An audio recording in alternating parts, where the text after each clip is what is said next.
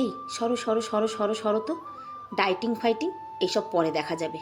খিদে যখন পায় না তখন আর ডাইটিংয়ের কথা মনে থাকে না, তাও আবার বাঙালি বাড়িতে জন্ম নিয়ে।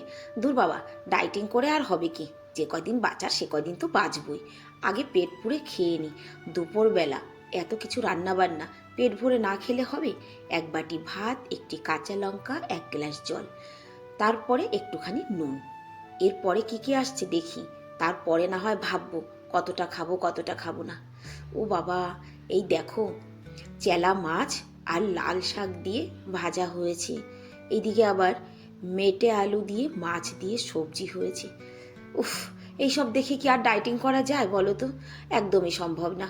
আমি তো পারবই না। যদি কেউ ডাইটিং করতে পারো এত খাবার দেখে, তাহলে ডাইটিং করো। আমার দ্বারা সম্ভব না। প্রত্যেক দিন ঘুম থেকে উঠেই ভাবি আজ একটু কম খাবো, একটু ডাইটিং করব। কিন্তু দুপুর হতে না হতেই সব কিছু যেন ভুলে যাই। আর এখানে আছে কাবলি চানা। বাবা বাবা, অসম্ভব ব্যাপার গো। ও মা, সঙ্গে আবার পাঁপড় ভাজা। এত খাবার সামনে রেখে কি করে নিজের শরীর চর্চা রূপচর্চা করি বলো তো? যা আছে আছে, এসব নিয়ে আর কোনো ভাবনা নেই। আগে পেট ভরে খাবার খাবো, তারপরে না হয় রাতে আবার নতুন করে চিন্তা ভাবনা করব। আগামীকালেরটা আগামীকাল দেখা যাবে।